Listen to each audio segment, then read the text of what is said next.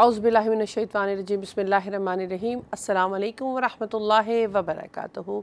एक और सुबह में आपको खुशामदीद कहते हुए खुदावंद मुताल से दुआ गो परवरदिगार आपकी हर परेशानी हर मुश्किल को बीबी जनाब ज़ैनब सलामुल्लाह अलैह के इम्तिहान के वास्ते से, बीमारी करबला की बीमारी के वास्ते से, हर मुश्किल हर परेशानी इन्हीं बीबी राइमा का सदका दूर हो, आमीन सुम्मा आमीन। आज जुम्मे का दिन है, आपको जुम्मे की बहुत बहुत मुबारकबाद। आज कोशिश करेंगे कि मारिफत वक्त के इमाम की या तमाम मासूमीन की क्यों ज़रूरी, मारिफत इमाम आज बात होगी इंशाअल्लाह। गैबत में है हमारे इमाम, इंतज़ार कर रहे हैं कि हम चाहने वाले जो दावा करते हैं, जो चाह जाने का दावा करते हैं कि मौला हम आपको चाहते हैं और इस बात का एहसास रखते हैं, यकीन रखते हैं कि मौला हमारे साथ हैं। तो मौला अगर साथ हैं, हम दुआएं मांगते हैं, एक है ना रिश्ता जो चंद लम्हों के लिए फ़ील होता है कि मैं मौला के करीब हो रही हूँ, और फिर वो शायद मेरी और मसरूफ़ियत, मेरे जहन में चलने वाली और बहुत सी बातें मुझे उस फीलिंग से दूर ले जाती हैं, हालांकि दूर होना नहीं चाहिए। ये करीब, ये क़ुर्बत ही तो फिर ताजील का बाइस बन सकती है। अपने लिए और अपने बच्चों के लिए हमें उस राह पर चलने की कोशिश करनी है जो राह लेकर जाती है वक्त के इमाम के ज़हूर तक। आज जुमे का दिन है, कोशिश तो हर सुबह इस अहद के साथ करनी चाहिए, दुआ अहद पढ़नी चाहिए। बहुत खूबसूरत तर्जुमा है दुआ अहद का, लेकिन जुमे की सुबह पढ़ने से, और कहते हैं अगर 40 दिन पढ़ी जाए तो वक्त के इमाम की ज़रूर ज़ियारत होती है। तो कोशिश करें कि ज़ियारत के साथ साथ मैं अपने अमाल को इस तरह से बना पाऊँ कि ताजील का बाइस बनूँ। ईद उल अज़हा करीब है और कुछ शहादतें भी करीब हैं। संडे को इमाम मोहम्मद बाक़र अलैहिस्सलाम की शहादत का दिन है, और फिर 2 दिन के बाद 2 दिन नहीं, 1 दिन के बाद जनाब मुस्लिम की और उनके बेटों की, और फिर ईद उल अज़हा। और ईद उल अज़हा के 20-21 दिन के बाद 19-20 डेज़ के बाद मुहर्रम की आमद है। ये सिलसिला चल रहा है, दिन तेज़ी से गुज़र रहे हैं। हम लोग कह रहे थे कि 2018 शायद सबसे जल्दी गुज़रने वाला साल लग रहा है, क्योंकि वाक़तन अगस्त का क्या किसी भी महीने का पता नहीं चला, पता तो किसी का भी नहीं चल रहा। मंडे से जब फ्राइडे हो जाता है तो एहसास होता है कि वीक ख़त्म हो गया, टाइम गुज़र गया। And times never come back, कभी नहीं आता, वक्त कभी वापस नहीं आता। जो गुज़र गया, लेकिन उस गुज़रे हुए में जो ना कर पाए उसको हम आज करने के कोशिश कर सकते हैं, क्योंकि कल का भी पता नहीं, आज भी पूरा पता नहीं। लेकिन इंसान, परवरदिगार इतना करीम है, इतना रहीम है कि सोच ही नेकी की, कोशिश ही नेकी की वो अपनी बारगाह में कबूल कर लेता है।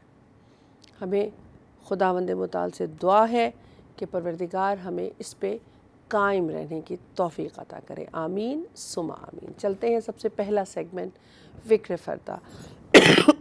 ईद उल अज़हा करीब है, आज क़ुरबानी की फ़जीलत क्या है उस पर गुफ्तगू रहेगी मौलाना शहरियार आबदी साहब के साथ फ़िक्र फ़रदा में।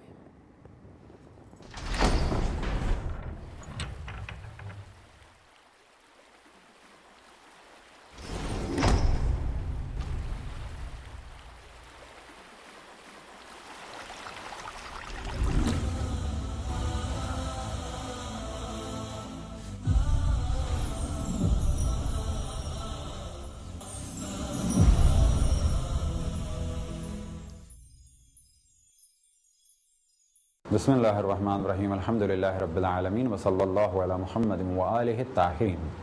मौज़ू गुफ्तगू क़ुरबानी, और हमारी उस गुफ्तगू का उन्वान है क़ुरबानी की फ़जीलत। फ़जीलत के लिए इतना काफ़ी है कि रसूलुल्लाह सल्लल्लाहु अलैहि वसल्लम ने इस जानिब ताकीद फरमाई, और अगले मरहले में आइम्मा अहले बैत अलैहिमुस्सलाम ने क़ुरबानी की ताकीद फरमाई। ये एक मुस्तहब अमल है, अलबत्ता मुस्तहब मुअक्कद, यानी इसकी ताकीद है कि हद्दुल इम्कान आलम इख्तियार में, यानी अगर मुमकिन हो तो इसे तर्क न किया जाए।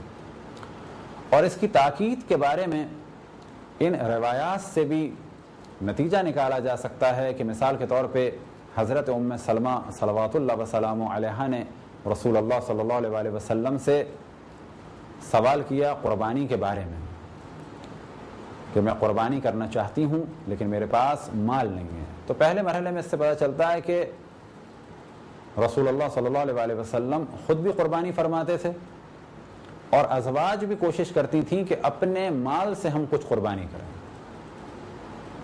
اب یہ روایت ممکن ہے کبھی ایسے وقت کی ہو کہ جب رسول اللہ صلی اللہ علیہ وآلہ وسلم کا ہاتھ تنگ ہو، کیونکہ روایتوں میں نقل ہوا کہ آپ 100 اونٹ قربان فرماتے تھے اپنے گھر والوں کی جانب سے اور اپنی جانب سے، اپنی امت کی جانب سے، جن میں سے 34 اونٹ مولا امیر المؤمنین علیہ الصلوۃ والسلام کی جانب سے قربان فرماتے تھے. یا یہ کہ حضرت ام سلمہ نے سوال کیا ہو اور کسی اور کی جانب سے کیا ہو کہ اگر کسی بیوی کے پاس یا کسی کے پاس پیسہ نہ ہو تو وہ کیا کرے. بالآخر جب حضرت ام سلمہ سلام اللہ علیہ نے سوال کیا تو آپ نے فرمایا کہ قرض لے کے ادا کرو، اللہ سبحانہ و تعالی اس قرض کو ادا کرے گا. یعنی قربانی انجام دو قرض لے کے، اللہ اس قرض کو ادا کرے گا. لیکن اس جانب توجہ رہے کہ یہ سوال حضرت ام سلمہ سلام اللہ علیہ کے صورت میں تھا کہ جب وہ اللہ کی بارگاہ میں قربانی کرنا چاہتی تھیں، نہ یہ کہ دکھانے کے لیے. بس کوئی ہمارے اس گفتگو سے نتیجہ نہ نکالے کہ پڑوسی کیا کہیں گے کہ ہم نے اس سال گائے نہیں کی یا چھوٹا جانور کیا بڑا جانور کیا تو مولانا نے روایت پڑھی تھی قرض لے لو. تو اس صورت میں قرض نہ لیں. ہاں اگر خالص نیت کے ساتھ قربانی کرنا چاہتے ہیں تو اپنے حالات اور واقعات کو دیکھتے ہوئے اللہ سبحانہ و تعالیٰ کی بارگاہ میں قربانی پیش کریں، چاہے وہ چھوٹے سے بکرے کی کیوں نہ ہو. تو اس روایت سے بخوبی اندازہ ہوتا ہے کہ قربانی کی اسلام میں بہت تاکید ہے. اسی طرح سے ایک روایت مولا امیر المؤمنین علیہ السلام سے نقل ہوئی، فرماتے ہیں کہ قربانی کرو بے شک اگرچہ قرض ہی کیوں نہ لینا پڑے. اور ایک اور روایت مولا امیر المؤمنین علیہ السلام سے نقل ہوئی، فرماتے ہیں کہ جس وقت کوئی شخص اللہ سبحانہ و تعالیٰ کے لیے قربانی کرتا ہے تو جس وقت جانور کا پہلا قطرہ زمین پہ گرتا ہے تو اس کے گناہ معاف ہو جاتے ہیں. البتہ پھر اس جانب توجہ دلائیں کہ ہر گناہ نہیں، بلکہ جب بھی اس قسم کی روایتیں آپ سنیں تو ان میں کوئی نہ کوئی شرط ہوتی ہے. بس ایسے گناہ کہ جن کا تعلق اللہ سے ہو، بس جن کا تعلق انسانوں سے ہے، جب تک انسان معاف نہ کرے تو اللہ سبحانہ و تعالیٰ بھی معاف نہیں کرے گا.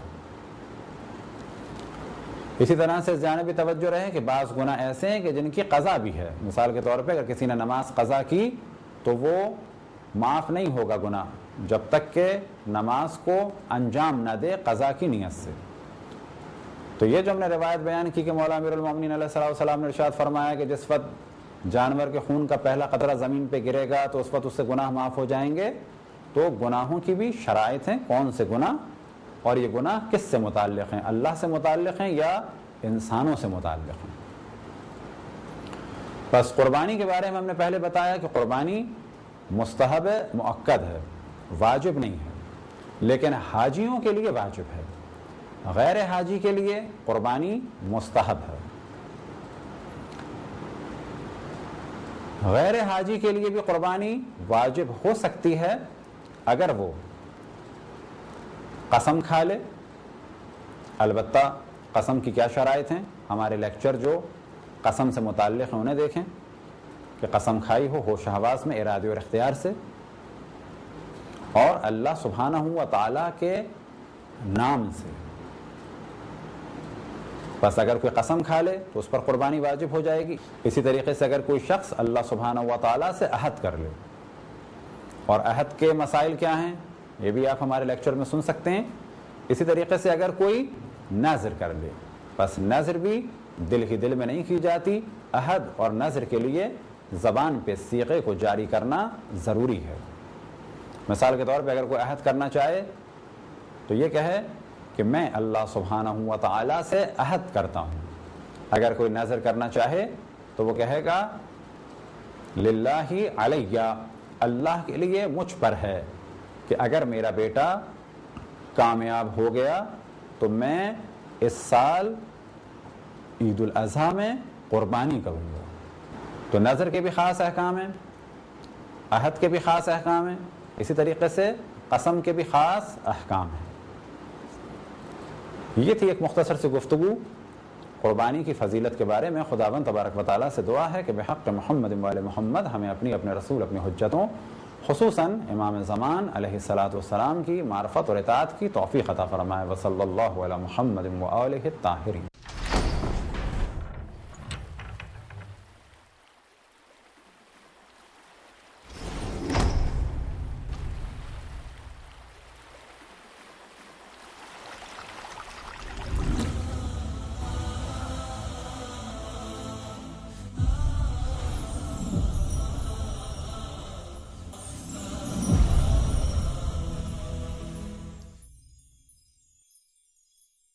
اعوذ باللہ من الشیطان الرجیم، بسم اللہ الرحمن الرحیم۔ السلام علیکم ورحمۃ اللہ وبرکاتہ۔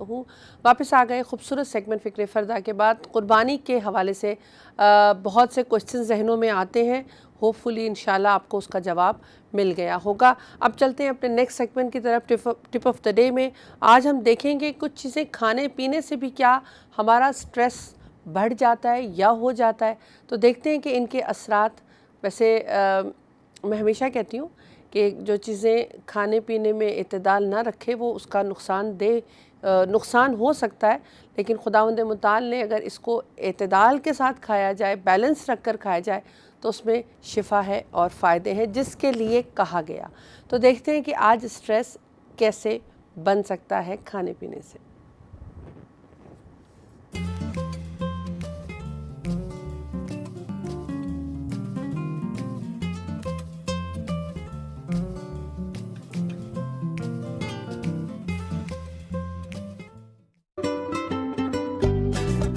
کھانے پینے کے ذریعے سٹریس کو کس طرح دور کیا جا سکتا ہے؟ نمبر 1، اپنے دن کا آغاز ایک گلاس تازہ پھلوں خصوصاً نارنگی کے جوس سے کریں کیونکہ اس میں وٹامن سی کی مقدار ہوتی ہے۔ 2، ناشتے میں ایک عدد کیلا کھائیے اور اگر ہو پائے تو وہ دہی جس میں فیٹس کی مقدار کم ہو اسے بھی استعمال کریں۔ 3، پورے دن میں صرف ایک کپ قہوہ یا کافی پئیں اور پورے دن ایسی ہر چیز سے پرہیز کریں جس میں کافین موجود ہو۔ 4، چاشت کے طور پر بیکری کی مصنوعات اور ہر قسم کی مٹھائی سے پرہیز کریں بلکہ اس کی بجائے غلات اور لو فیٹ دودھ سے بنے بریڈ کھائیں۔ نمبر 5، شوگر لیول کو کنٹرول میں رکھنے کے لیے پابندی کے ساتھ کم مقدار میں چاشت یا اسرانہ کھائیں، مثلاً گاجر، کرفس اور مکئی کے بھنے ہوئے دانے۔ نمبر 6، مختلف قسم کی جڑی بوٹیوں کے جوشاندے کو ایک چمچہ شہد کے ساتھ کافی اور قہوے کے نعم البدل کے طور پر استعمال کریں۔ نمبر 7، مٹھائی کی جگہ تازہ پھلوں اور جوس کا استعمال رکھیں۔ نمبر 8، کھانے کو ترک نہ کریں لیکن اسٹریس کا مقابلہ کرنے کے لیے بہت سی چیزیں ہیں جو آپ کے اسٹریس کو کم کر سکتی ہیں۔ 9، روزانہ 20 منٹ کی ورزش کو اپنا معمول بنائیے اور اس کام کو ہرگز ترک نہ کریں۔ اور آخر میں اسٹریس کی صورت میں ہرگز سکون آور ادویات کا استعمال نہ کریں۔ ہمیشہ تندرست اور سالم رہیں۔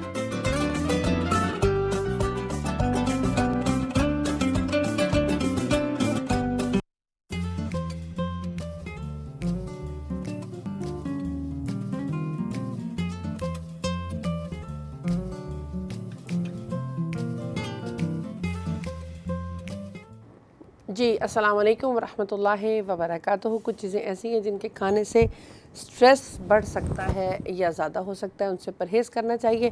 اور اب چلتے ہیں اپنے نیکسٹ سیگمنٹ نماز ٹائمز کی طرف۔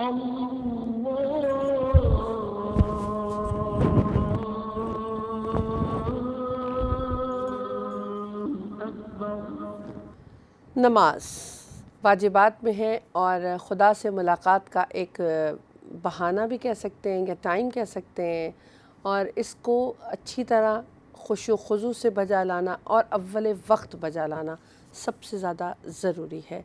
نماز لندن UK میں آج ظہر کا ٹائم ہوگا 1:05 پہ، مغرب کا ٹائم ہوگا 8:34 پہ، اور کل سیٹرڈے کی جو فجر ہے 4:07 پہ ہوگی۔ پاکستان اسلام آباد نماز کے ٹائمنگز کچھ اس طرح سے رہیں گے. آنے والی مغرب 7:04 پہ ہے اور فجر کل سیٹرڈے کی 3:51 پہ ہوگی اور ظہر 12:13 پہ ہوگی. U S a new York نماز کے ٹائمنگز ظہر 12:59، مغرب 8:08 اور فجر سیٹرڈے کی 4:54. یہ نماز کے ٹائمنگز سے کوشش کرنی ہے اول وقت نماز پڑھنی ہے اور نماز شب کی بھی کوشش کرنی ہے انشاءاللہ. چلتے ہیں اپنے نیکسٹ ہمارا جو ریسیپی بریک ہے، تو دیکھتے ہیں کہ آج ہمارے پاس ہم ریسیپی میں صوفیانی بریانی سیکھنے جا رہے ہیں. جمعہ کا دن ہے تو بچے تو ویسے ہی گھر ہیں، لیکن اب ہالیڈیز بالکل اختتام کی طرف ہیں. بنائیے گا، ہمیں دعاؤں میں یاد رکھے گا بریانی.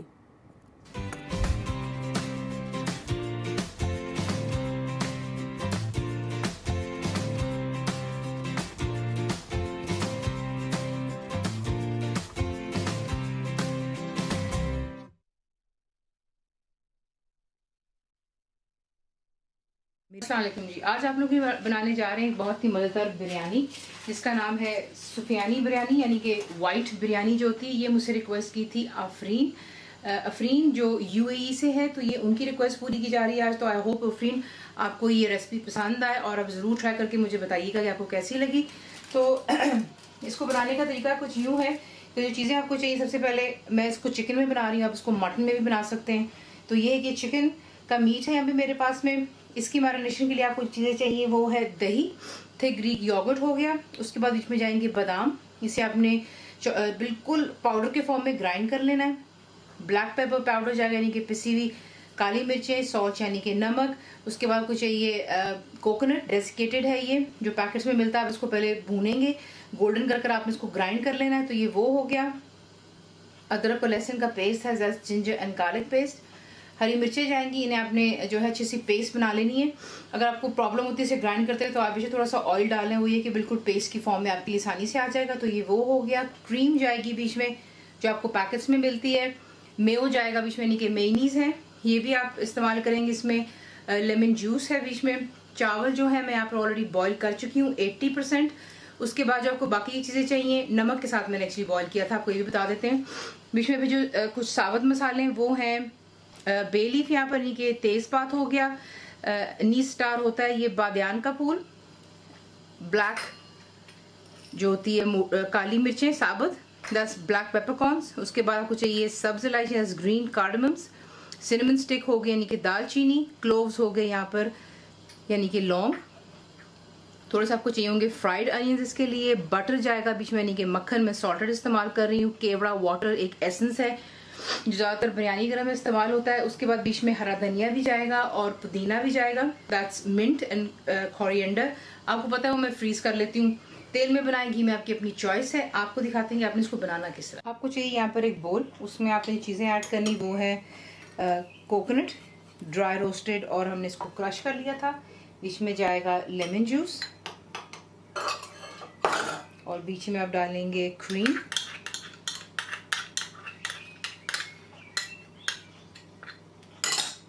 ساتھ ہی بیچ میں جائیں گی میونیز.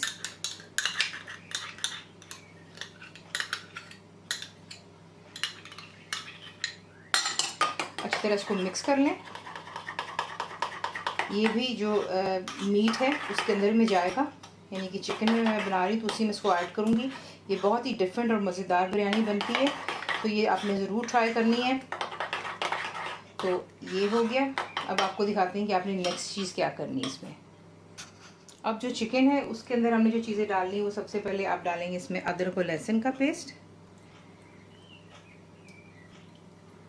یہ چلا گیا. نمک، کالی مرچ کا پاؤڈر، بادام پسے ہوئے، ہری مرچ کا پیسٹ. یہاں پہ آپ کی مرضی ہے، آپ ہری مرچ اگر زیادہ پسند کرتے ہیں تو آپ بے شک جو ہے اسپائسی کر سکتے ہیں، کیونکہ یہ وائٹ بریانی ہوتی ہے، اس کے اندر جو ہے لال مرچوں کا کوئی کام نہیں، صرف ہری مرچوں سے ہی ہوگا.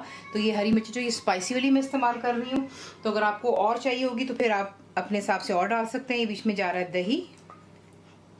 تمام چیزوں کو اچھی طرح آپ مکس کریں گے اور آپ نے اس کو جو ہے فریج میں رکھ دینا ہے اباؤٹ 1 گھنٹے کے لیے. تو اسے مکس کر لیں اور 1 گھنٹے کے لیے اسے کور کر کے فریج میں رکھ دیں. تیل کو آپ کریں گے گرم اور اس کے اندر جو ہے آپ ایڈ کریں گے جو کہ ثابت مسالے آپ کو دکھائے تھے. تو یہ چلا گیا بیچ میں تیز پات, سبز الائچی, باغیان کا پھول, دال چینی, کالی مرچ اور لونگ. یہ اچھی طرح بیچ میں آپ ہائی فلیم پر 1-آدھا منٹ کے لیے اچھے سے بھون لیجیے گا تاکہ یہ کہ تیل کے اندر میں ان کے مسالے آ جاتے ہیں, ذائقہ ہے. اور اس کے بعد جو ہم نے چکن کو میرینیٹ کیا تھا وہ ہم اس کے اندر ایڈ کرتے ہیں. اس میں جائے گا میرینیٹڈ چکن. میرینیٹڈ چکن ڈالنے کے بعد آپ اس میں اس کو اچھے سے مکس کریں گے اور مکس کر لینے کے بعد وہ جو ہم نے پیسٹ بنایا تھا میونیز وغیرہ کا وہ بھی اسی کے ساتھ میں بیچ میں ایڈ ہوگا یہیں پر.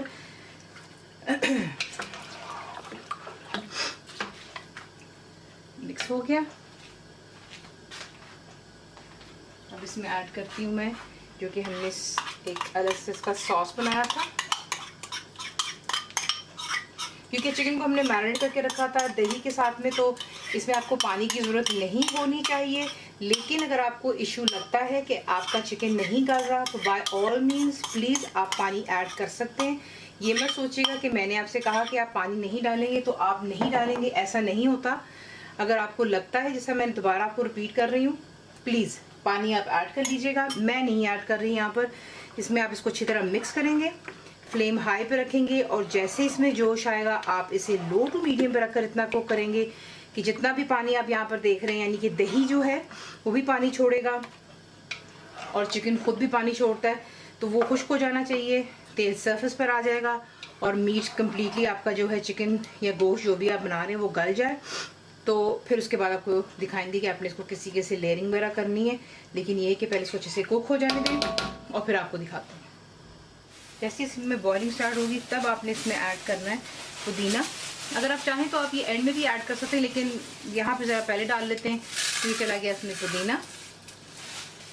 اور اسی طرح آپ اس میں ایڈ کریں گے ہرا دھنیا. مکس کر لیں اور اسے کوک ہونے دیں اچھی طرح. تو یہاں پر دیکھ لیں ماشاء اللہ کمپلیٹلی چکن بھی ڈن ہو گیا, تیل آ گیا سرفیس پر. اب جو ہے آپ کو دکھاتے ہیں کہ آپ نے اس کو کسی کے سے اس کی لیئرنگ کر لیں یا ویسے ہی اس کو رکھ لیں. تو آپ کو میں دکھاتی ہوں کہ آپ نے کرنا کیا ہے. اب آپ نے سمپلی کیا کرنا ہے, جو چاول ہم نے بنائے تھے وہ آپ اس کے اوپر اسی کے سے لگا لیتے ہیں.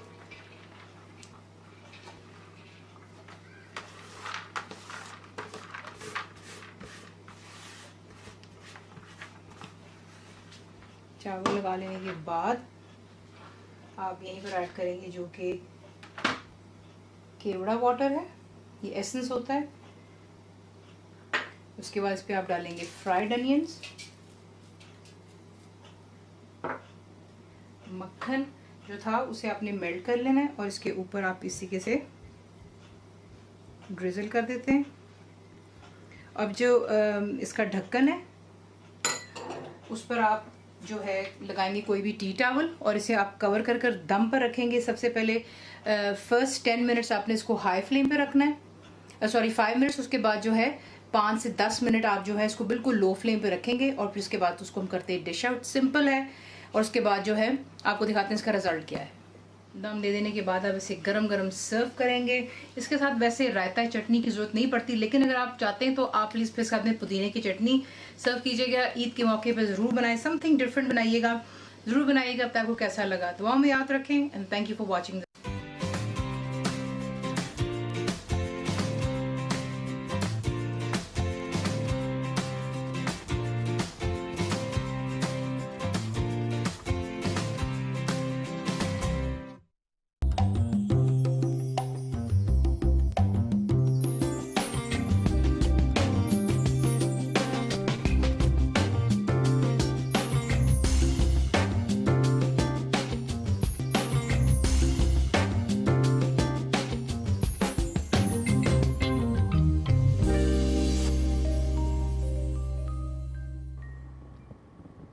اعوذ باللہ من الشیطان الرجیم, بسم اللہ الرحمن الرحیم. السلام علیکم ورحمۃ اللہ وبرکاتہ.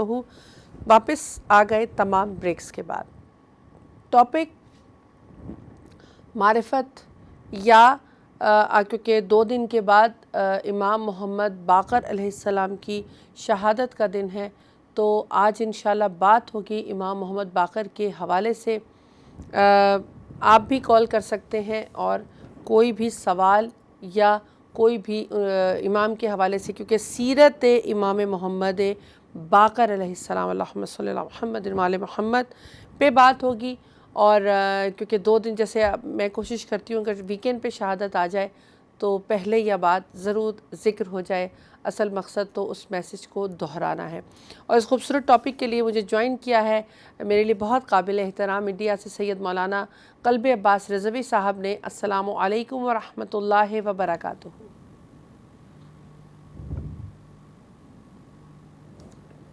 علیکم السلام ورحمۃ اللہ وبرکاتہ۔ جی آغا صاحب، جمعے کی بہت بہت مبارکباد آپ کو۔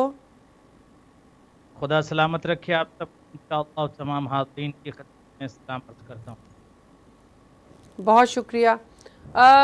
آج کیونکہ شہادت تو نہیں ہے لیکن جمعے کا بھی دن ہے، چاہوں گی کہ وقت کے امام کے حوالے سے بھی تھوڑی گفتگو ہو سکے اور سیرت امام محمد باقر علیہ السلام اللہم صلی اللہ محمد وعلی محمد پہ بھی ہم جتنی بھی روشنی ڈال سکے۔ بہت شکریہ۔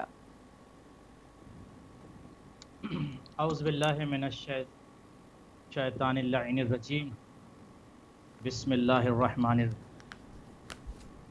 وبہ نستعین، اما بعد۔ حاضرین ناظرین کی خدمت میں ہدیہ سلام پیش کرتا ہوں۔ وعلیکم السلام ورحمۃ اللہ۔ خدا تمام ناظرین کو سلامت رکھے اور آپ سب کی دعاؤں کو مستجاب فرمائے۔ الہی آمین، الہی آمین۔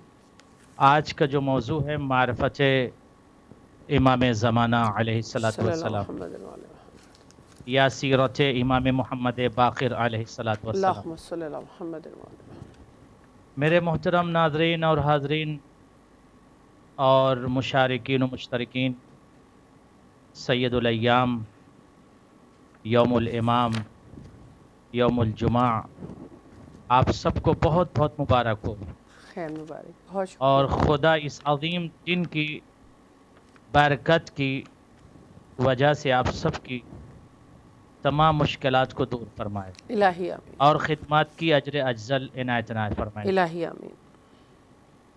آج میں آپ کی خدمت میں عرض کرنا چاہتا ہوں کہ قرآن مجید نے بشریت کو متوجہ کر کے اس بات کی طرف لانا چاہا کہ جب محشر میں آؤ گے تو تنہا نہیں آنا ہے، اپنے امام کے ساتھ آنا ہے۔ جس امام سے محبت کرتے ہو، جسے اپنا رہبر مانتے ہو، جسے اپنا پیشوا سمجھتے ہو، اسی کے ساتھ آنا ہے۔ یوم ندعو کل اناس بامامہم، ہم قیامت کے دن ڈے آف ججمنٹ میں آپ کو آپ کے امام کے ساتھ بلائیں گے، جو آپ کا امام ہوگا وقت کا امام، بالکل اسی کے ساتھ آپ کو آنا۔ سبحان اللہ۔ تو اس حدیث کی طرف متوجہ رہنے کی ضرورت ہے کہ ہم کس امام کو اپنا امام مانتے ہیں، ٹھیک ہے، دنیاوی امام یا خدا کی جانب سے۔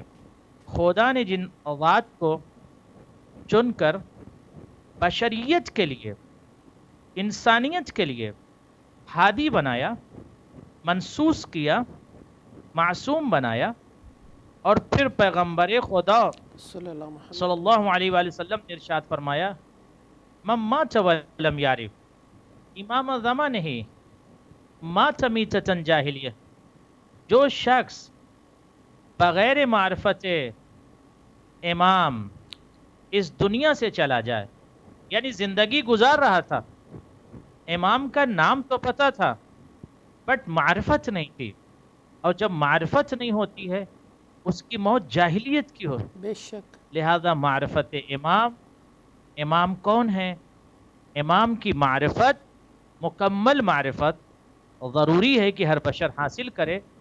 ہر فرد بشر کے لیے ممکن نہیں ہے کہ مکمل، مگر جتنی کوشش کر سکتا ہے معرفت کی وہ کوشش کرے اور معرفت امام حاصل کرے۔ کیوں حاصل کرے معرفت امام؟ وائی؟ تاکہ ان کی سیرت پر چل سکے, ان کے نہج پر چل سکے, ان کے بتائے ہوئے راستے پر چل سکے, اور خدا تک امام کے راستوں انشاءاللہ تعالی. بہت شکریہ, آپ نے معرفت پہ روشنی ڈالی کہ معرفت حاصل کرنا کیوں ضروری ہے. جب تک معرفت نہیں ہوگی, ان کے مقام کا نہیں پتہ ہوگا, تو پھر ان کی بتائے ہوئے راستے پر بھی ہم عمل کرنے کی کوشش اور صحیح نہیں کر پائیں گے. کیونکہ جب یہ یقین ہو جائے گا کہ وہ جن کی معرفت حاصل کی ہے وہی سچ ہے, وہی حق ہے, اور وہی حق کی طرف لے جانے اور نجات کی طرف لے جانے والے ہیں. آغا صاحب, تھوڑا سا سیرت پہ بھی بات ہوگی انشاءاللہ 5ویں امام کے, لیکن کیونکہ آج جمعے کا دن ہے, معرفت کی بات ہو رہی ہے, تو وقت کے امام کی معرفت آپ کیا سمجھتے ہیں؟ آج کل دنیا میں اتنا انتشار ہم اپنے ارد گرد دیکھ رہے ہیں, اسپیشلی مسلمانوں کے درمیان, مسلمانوں کے جو ممالک ہیں وہاں پہ دہشت گردی, قتل و غارت, یہ سب کچھ اس ملکوں میں ہو رہا ہے جو اللہ پہ, اس کی کتاب پہ, اس کے رسولوں پہ اور اس کے ائمہ پہ موسٹلی یقین رکھتے ہیں. تو آپ کیا سمجھتے ہیں یہاں معرفت کی کہاں کمی ہے؟ یقینی طور پر ان مملکتوں میں آج دہشت گردی ہے یا ٹیررزم ہے یا انسانیت کا لفظ جا رہا ہے یا آدمیت کا خون ہو رہا ہے. بالکل. ایسی مملکتوں میں رہنے والے افراد یقینی طور پر امام پر یقین مکمل نہیں رکھتے, رہبر پر یقین نہیں رکھتے, نہ ہی قرآن پر رکھتے ہیں. کیونکہ قرآن کی سیرت پر چلنے والا شخص انسان ہوتا ہے, دہشت گرد نہیں ہوتا. یا اہل بیت کے راستے پر چلنے والا شخص انسان ہوتا ہے. اسلام کا پہلا حکم یہی ہے, سلام علیکم, پیس بی اپون یو, وعلیک السلام, peace be upon you too. تو اسلام جو یونیورسل میسج آپ پیس دے رہا ہے پوری دنیا میں, میں سمجھتا ہوں جو مشکلات ہے اس کی بنیادی وجہ شیطان پرستی, نفس پرستی, مزاج پرستی, اپنے نفس کی غلامی انسان کو انسانیت سے دور کر رہی ہے, ہیومینٹی سے دور کر رہی ہے, مورالٹی سے دور کر رہی ہے. اگر یہی انسان انسانیت کے راستے پر چلے, اس کے اندر قلق ہو, درد ہو, تکلیف ہو, انسانیت کے حوالے سے سوچے, وہ مذہب و مسلک بعد میں, انسانیت کا رشتہ پہلے ہے, تب جا کر وہ صحیح معنوں میں سوچ سکتا ہے. آج یمن کی سرزمین پر مظلوموں کے رخسار پر زخم ہے, مگر کسی کو احساس نہیں ہے. کیوں؟ اس لیے کہ انسانیت مردہ ہوتی جا رہی ہے, آواز اٹھانے کے لیے وقت نہیں ہے.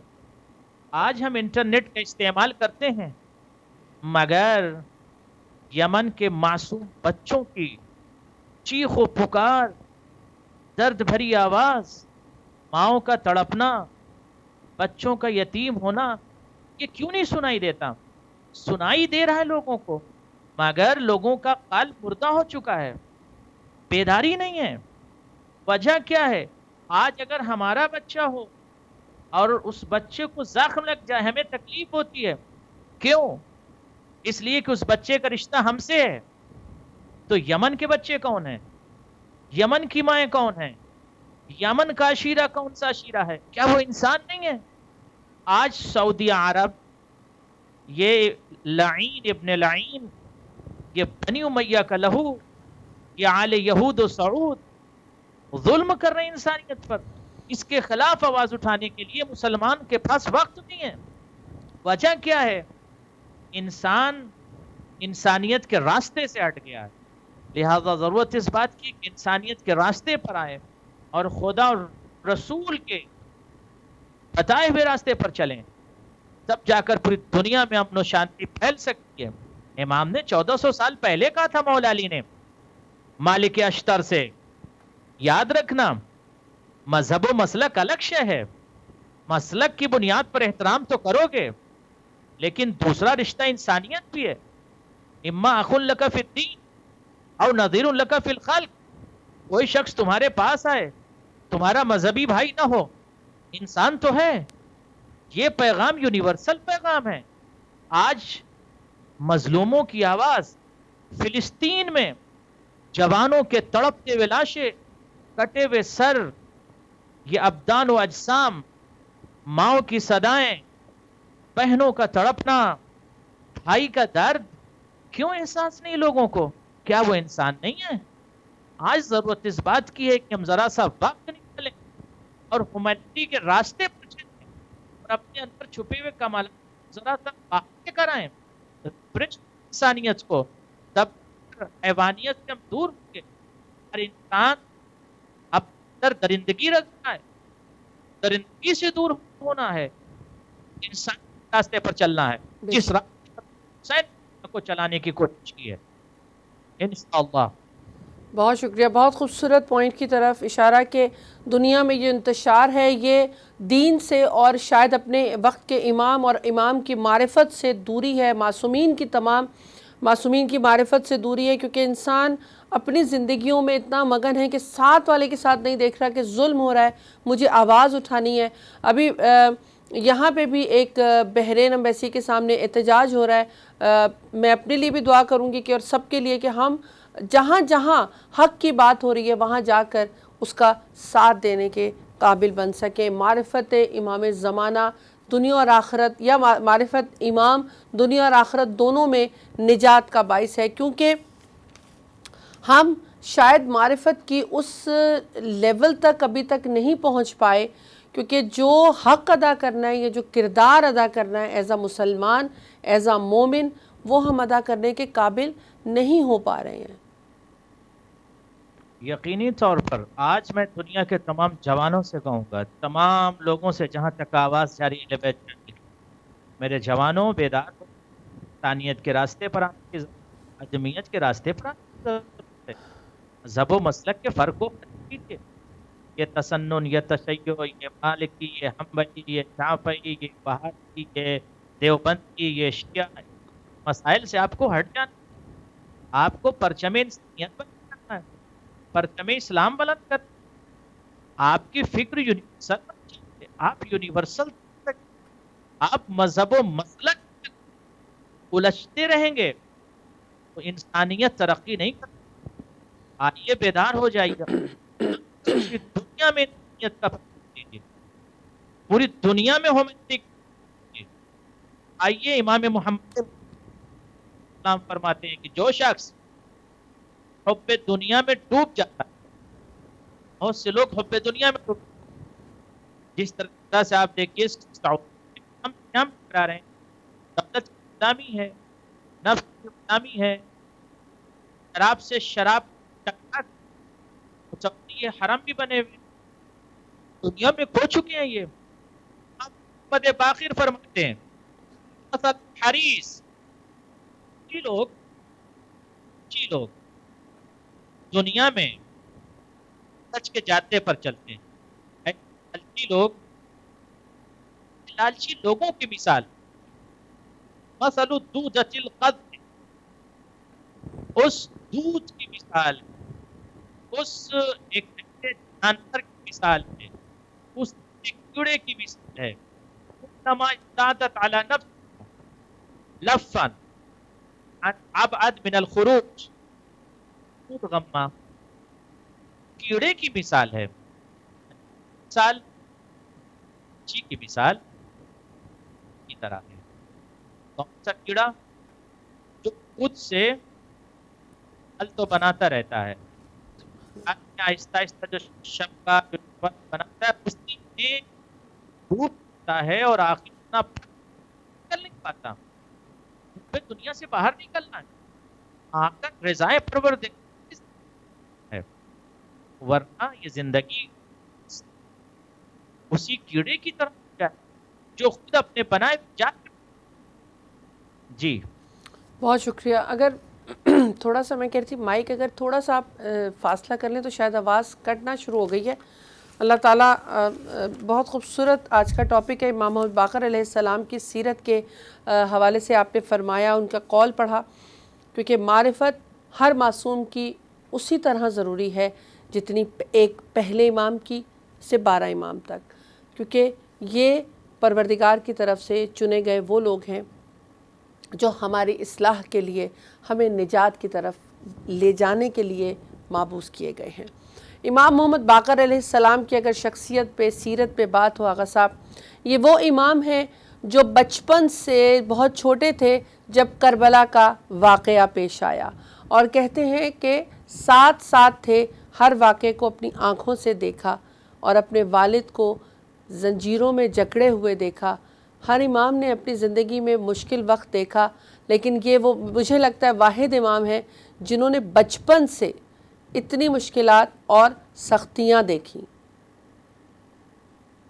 یقینی طور پر امام محمد باقر علیہ السلام زمین کربلا پر موجود، اور کربلا میں تمام درد اور مصائب اور کرب کو دیکھا، اور کربلا میں صرف نہیں، کربلا سے لے کر شام تک اس کارواں کے ساتھ تھے جس کارواں میں امام صلی اللہ علیہ وسلم بھی تھے اور جناب زینب جیسی شخصیت موجود تھی۔ امام محمد باقر نے اپنے دور میں بہت سے لوگوں کو انسانیت کا ایسا میسج دیا، ایسا پیغام دیا، جس کی بنیاد پر بہت سارے لوگ نے اسلام کو قبول کیا۔ بنیاد انسانیت تھی، بنیاد ہیومینٹی تھی، بنیاد اخلاق، مورالٹی۔ آئیے ایک پیغام امام کا اور پیش کرتے ہیں۔ امام محمد باقر فرماتے ہیں، جب آپ کہیں جائیں، کسی سے ملیں، یعنی مرد جب دوسرے سے ملیں، تو ان المؤمن اذا صافح المؤمن تفرق من غیر ذنب، جب مومن سے مصافحہ کرتا ہے تو مصافحہ جب کرتا ہے، اس مصافحے کو پروردگار اتنا پسند کرتا ہے کہ اس کے ذنب کو ریموو کر دیتا ہے، سبحان اللہ۔ اس کی غلطیوں کو پروردگار ریموو کر دیتا ہے، حذف کر دیتا ہے، ختم کر دیتا ہے۔ گویا امام فرمانا یہ چاہتے کہ دنیا میں سب سے عظیم رشتہ انسانیت کا ہے۔ سبحان اللہ۔ آپ محبت کا پیغام دیجیے، آپ اخلاق کا پیغام دیجیے، آپ مذہب و مسلک کے جنگ میں نہ کود جائیے۔ مذہب و مسلک کی جنگ انسانیت کو قتل کر دیتی ہے۔ لہٰذا آج میرے جوانوں سے گزارش یہ ہے کہ ہم انسانیت کے پرچم تلے آ کر دنیا میں جہاں جہاں مشکلات ہیں، ان مشکلات کے حل کے لیے تدبیر کریں۔ امام محمد باقر نے ایک عظیم پیغام دیا، الحکمت ضالۃ المومن۔ مومن کی پہچان یہ ہے کہ اس کے پاس وزڈم، اس کے پاس حکمت ہوگی۔ کیوں؟ اس لیے کہ الحکمت ضالۃ المومن، حکمت جو ہے، وزڈم جو ہے، وہ مومن کا خاصہ ہے، بے شک۔ اس کی اسپیشلٹی ہے۔ کہیں بھی حکمت ہوگی، مومن اسے اخذ کر لے گا۔ اگر حکمت نہیں ہے اس کے پاس، وزڈم نہیں ہے اس کے پاس، تو مومن نہیں ہو سکتا۔ بے شک۔ آج پوری دنیا میں جو مسائل ہیں، وزڈم کے ذریعے سے، حکمت کے ذریعے سے ان تمام مشکلات کا حل کرنا چاہیے۔ آنکھوں پر مذہب و مسلک کا، دین کا، تفرقہ کا یہ جو چشمہ لگا کر پوری دنیا میں لوگ فساد پھیلا رہے ہیں، انسانیت کا خون بہ رہا ہے۔ آج سعودی عربیہ یمن کے چھوٹے چھوٹے بچوں پر بم گرا رہا ہے، مسلمان خاموش ہے۔ مور دین 50 کنٹریز کے مسلمان خاموش ہیں، اس لیے کہ ان کو درد نہیں ہے، ان کو تکلیف نہیں ہے، ان کو احساس نہیں ہے۔ انسانیت مردہ ہے، بے شک۔ اور جہاں انسانیت بیدار ہوتی ہے، وہاں کا ایک فرد چیخ کر پوری دنیا کے لوگوں کو جگاتا ہے اور یہ بتاتا ہے کہ یمن میں ظلم ہو رہا ہے۔ ظلم کے خلاف آواز اٹھانا ہر حسینی کردار ہے، ہر حسین کے ماننے والے کا کردار ہے۔ ہر فرد جو سیرت حسین پر چل رہا ہے، اس کی ذمہ داری ہے کہ تاکید میں آواز بلند کرے سبحان اللہ. انشاءاللہ تعالی. انشاءاللہ بہت شکریہ. ظاہر ہے معرفت ہوگی کسی بھی امام کی تو جو آپ فرما رہے ہیں کہ ہم ہر ظلم کے خلاف آواز بلند کریں گے. امام محمد باقر علیہ السلام کے لیے کی بھی سیرت پہ بات ہو رہی ہے تو ان کی جو چند خصوصیات ہیں اس میں سے آغا صاحب یہ بھی ہے کہ 12 اماموں میں سے آپ ہی کو یہ خصوصیت ہے کہ آپ کا سلسلہ نسب ماں اور باپ دونوں کی طرف سے جناب رسول خدا صلی اللہ علیہ وآلہ وسلم تک پہنچتا ہے. دادا آپ کے سید الشہداء امام حسین علیہ السلام جو جناب رسول خدا صلی اللہ علیہ وآلہ وسلم کے نواسے اور والدہ آپ کی ام عبداللہ فاطمہ حضرت امام حسن علیہ السلام کی صاحبزادی جو جناب رسول خدا صلی اللہ علیہ وآلہ وسلم کے نواسے تھے. اس طرح کہتے ہیں کہ ان کی یہ اور اماموں میں سے ایک خصوصیت یہ ہے کہ جناب محمد باقر علیہ السلام بلند کلامات علی و فاطمہ کی نسل کے پاک خصوصیات کے باپ اور ماں دونوں سے وارث ہوئے. جزاک اللہ. خدا سلامت رکھے تمام ناظرین کو حاضرین کو اور بہت آپ کو بھی. یقینی طور پر امام کا ایک ایک لفظ وزڈم میں ڈوبا ہوا ہوتا, حکمت میں ڈوبا ہوا ہوتا. آج سائنس کہتی ہے کہ ملح جو ہے نمک میں شفا ہے. مولا نے فرمایا فی الملح شفاء من 70 امراض کا علاج نمک سے کیا جا سکتا ہے. یعنی نمک سے 70 بیماریاں دور ہو جاتی ہیں. اس کے بعد فرمایا ثم قال لو يعلم الناس ما فی ملح ما تداول الا به ما تداوا الا به.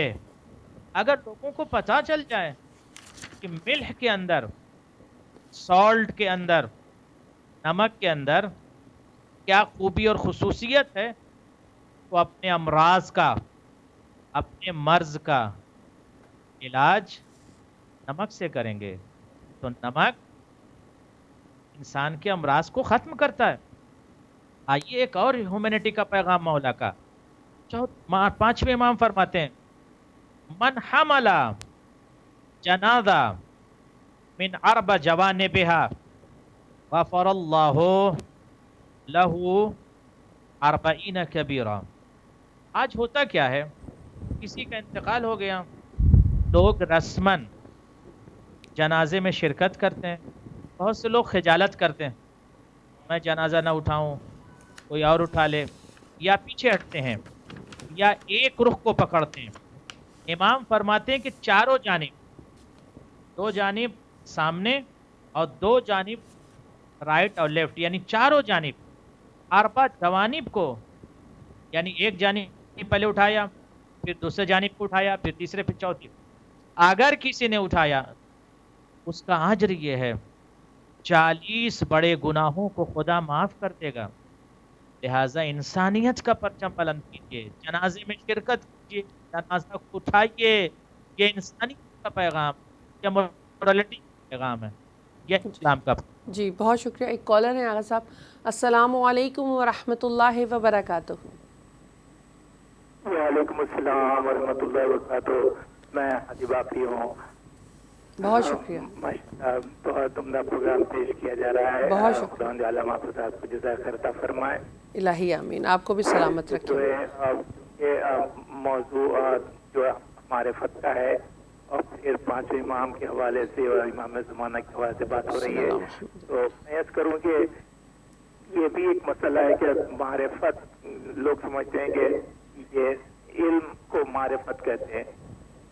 یعنی اس میں یہ ہے کہ جاننا ایک لفظ ہے اور کہ پہچاننا. تو معرفت جو جاننے کو نہیں بلکہ پہچاننے کو کہتے ہیں.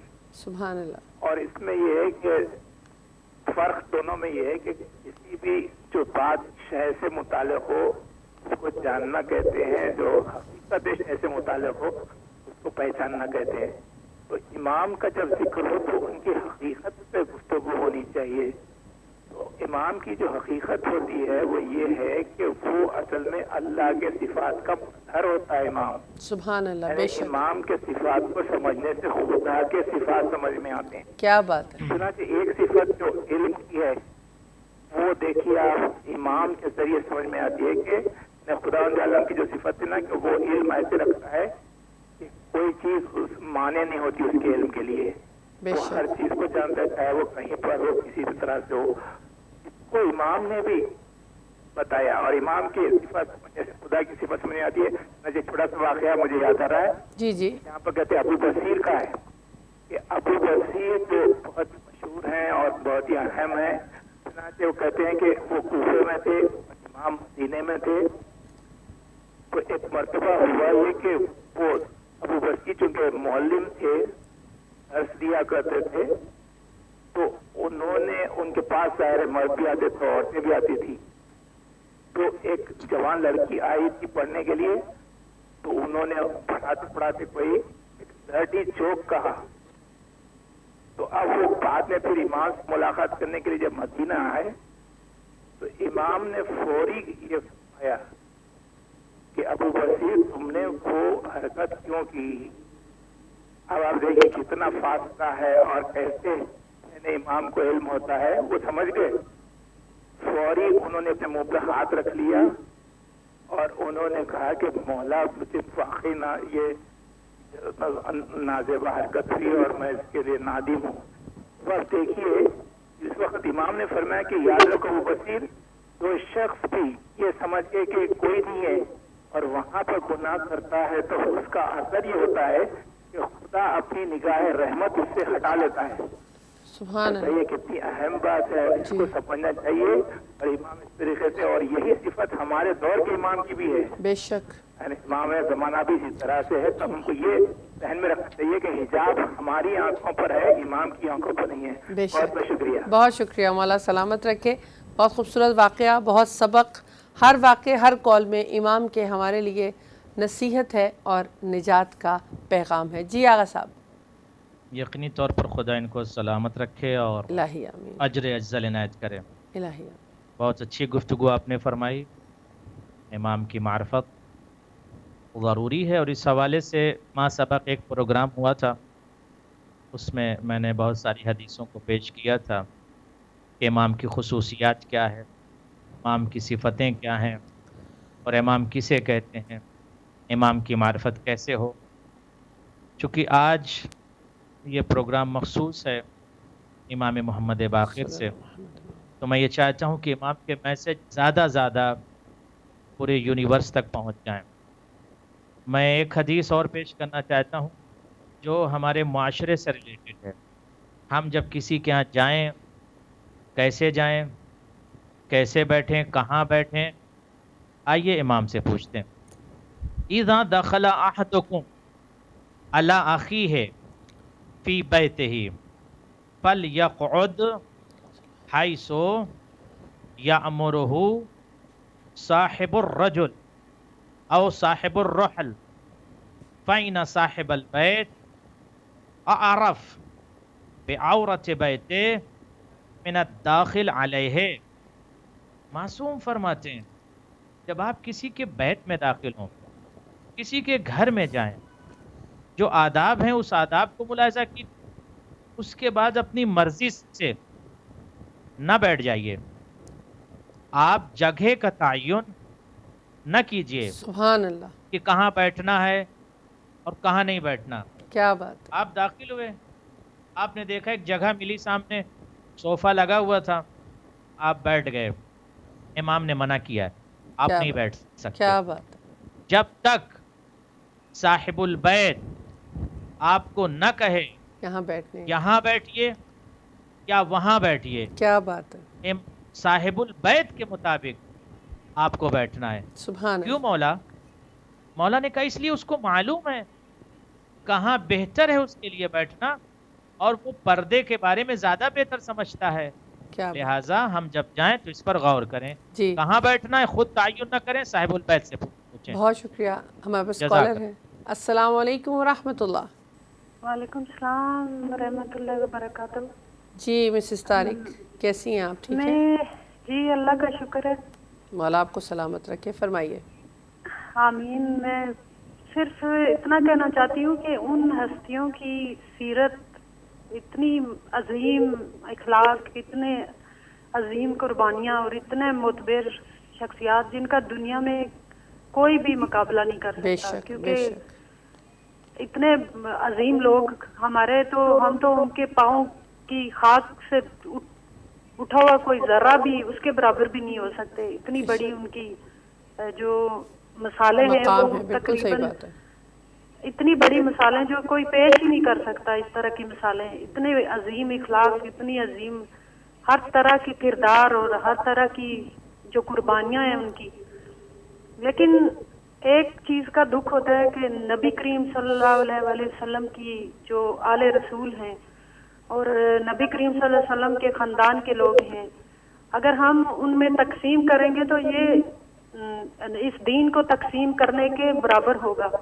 اور دین کو پھر تقسیم کرنا کتنا بڑا ظلم ہے اور کتنا بڑا گناہ ہے.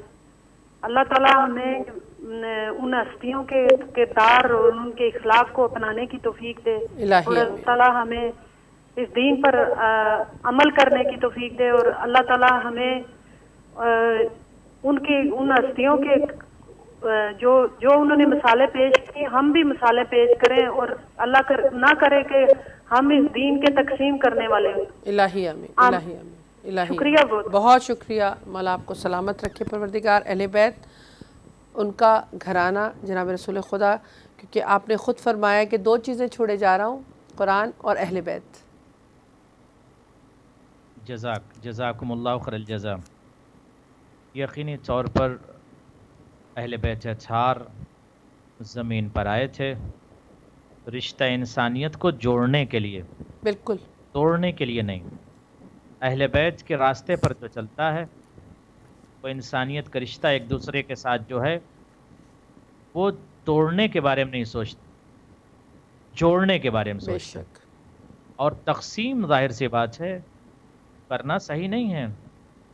جو اہم بات ہے قرآن اور اہل بیت، اور قرآن اور اہل بیت کے ساتھ ساتھ وہ تمام افراد جو رسول خدا کے ساتھ تھے یا اہل بیت کے ساتھ تھے، وفادار افراد، ان کی عظمتوں کو میں سلام کرتا ہوں. بے جن شک. افراد نے اہل بیت کے ساتھ، رسول خدا کے ساتھ وفا کیا، محبت کی، خدا ان سب پر رحمتیں نازل کرے. الہی آمین.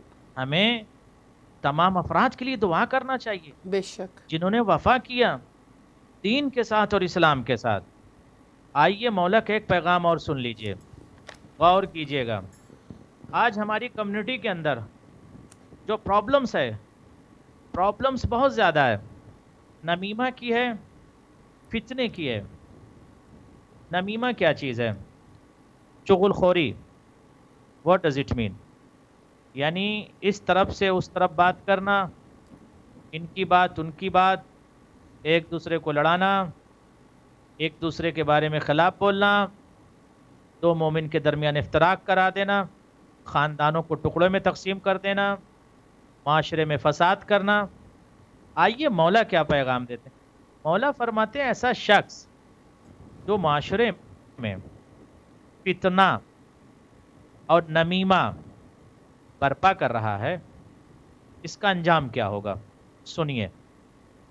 الجنت محرمۃ علی الفتانین المشائین بالنمیمۃ.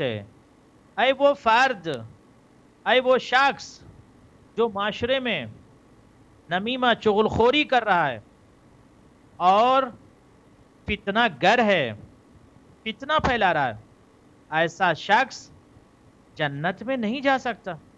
جنت حرام ہے. لاکھ وہ اسلام کا دعویٰ، وہ کہے میں مسلمان ہوں، میں مسلمان ہوں، یہ کہنے سے جنت میں نہیں جائے گا.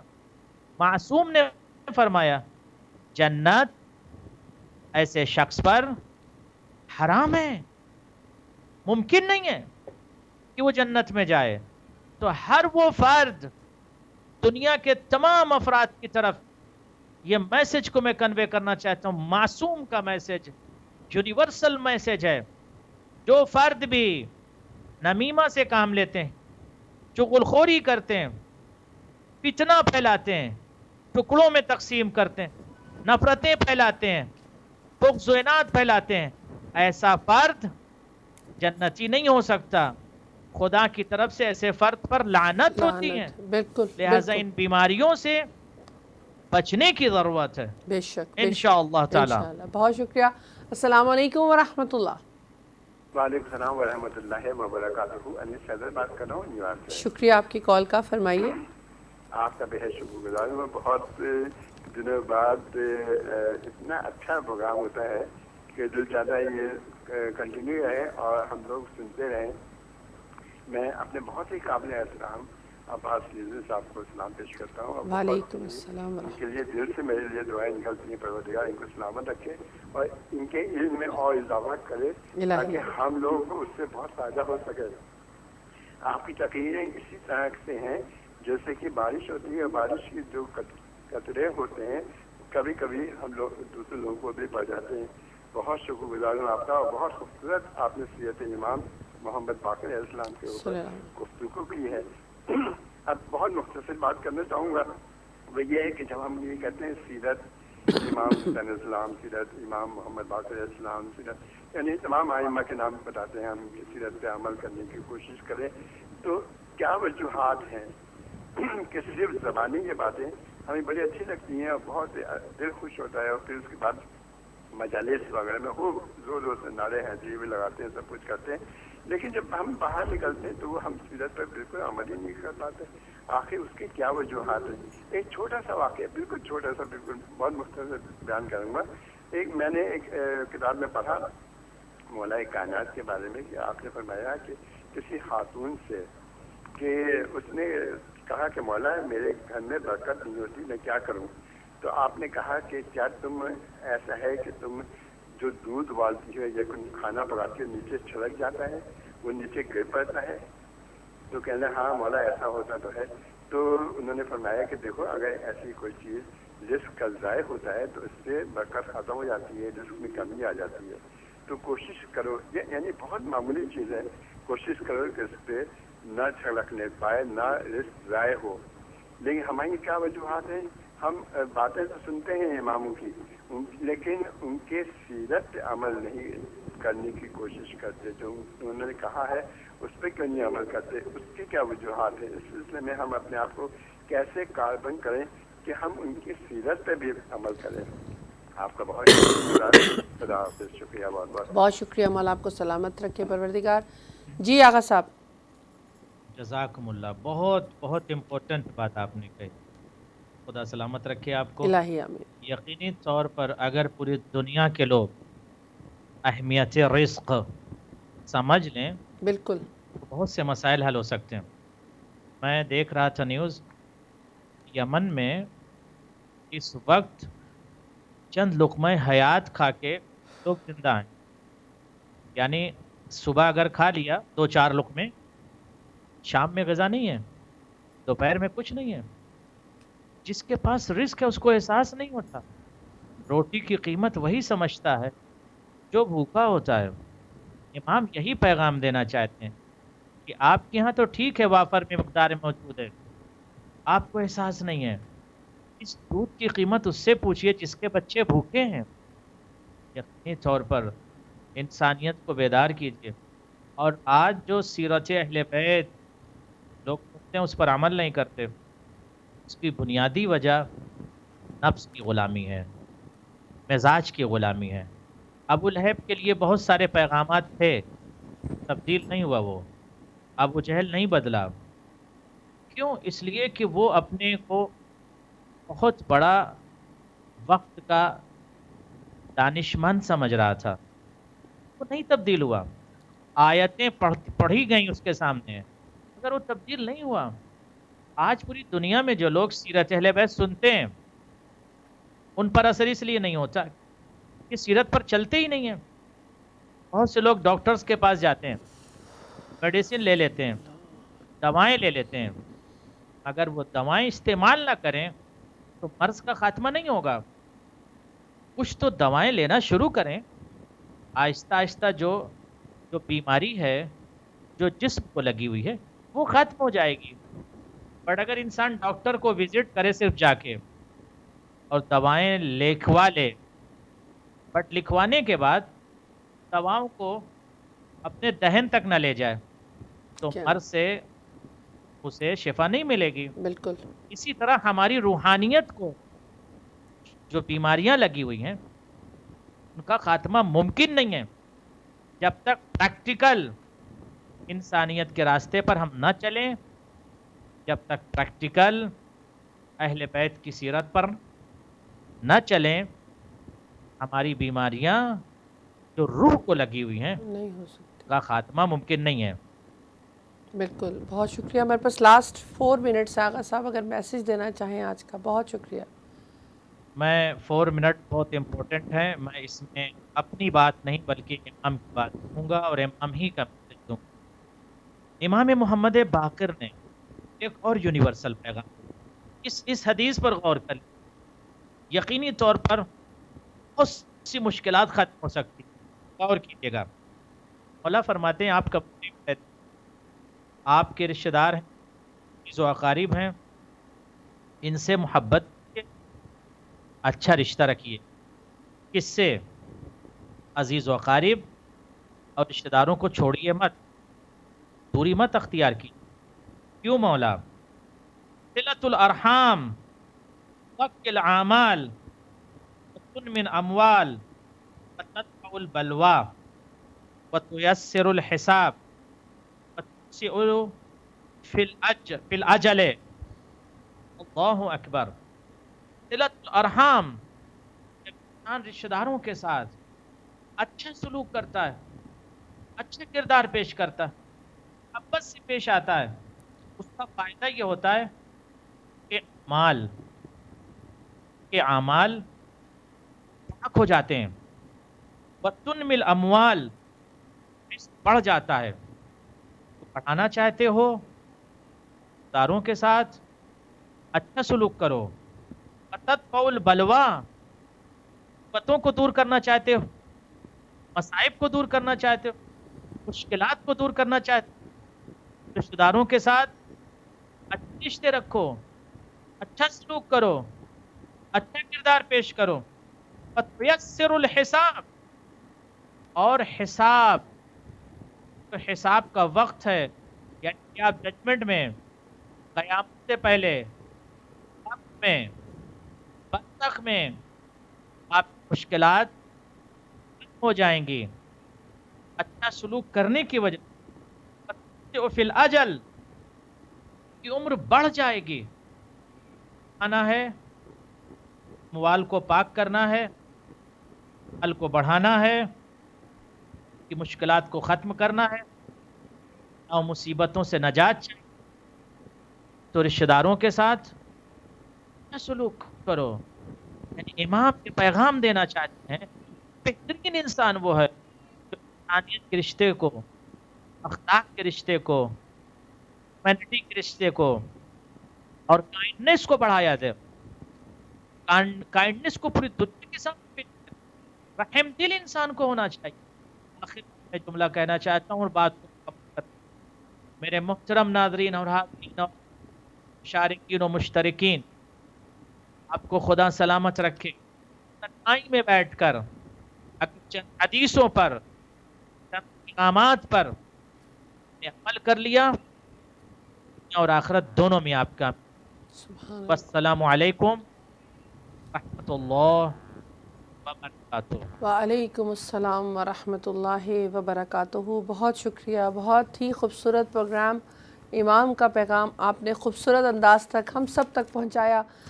مولا آپ کو سلامت رکھے اور آپ کی توفیقات میں اضافہ کرے.